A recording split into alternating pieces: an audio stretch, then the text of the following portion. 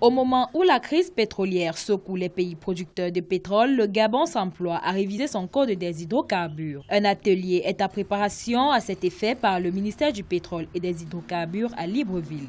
Les travaux de cette rencontre sont destinés à jeter les bases d'un cadre des affaires plus attractif, adapté au contexte international actuel, tout en sécurisant les investissements dans le secteur.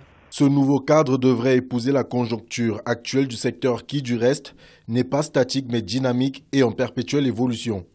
Un même dispositif fiscal ne pourrait être appliqué aussi bien pour un baril à $150 qu'à celui d'un baril à 50 voire $60, dont la conséquence serait de limiter les marges de manœuvre des investisseurs intéressés par l'exploration.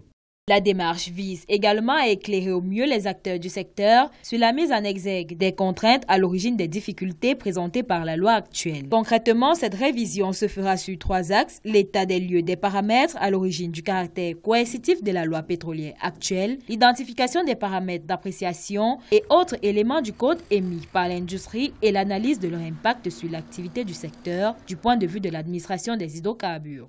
Les sociétés pétrolières vont choisir les pays qui auront le plus d'avantages comparatifs. Les pays où l'investissement est plus rentable. Il y aura maintenant un ratio très important que les pays doivent gérer.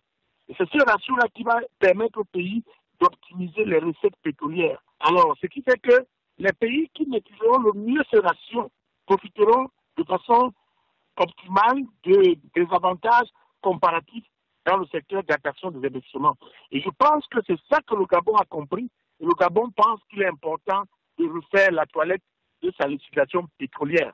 Le premier atout du Gabon, c'est que le Gabon est un pays traditionnellement pétrolier. Alors, ça veut dire qu'un cadre réglementaire va permettre aux nouveaux investisseurs de mettre de l'argent dessus et d'investir dans la recherche.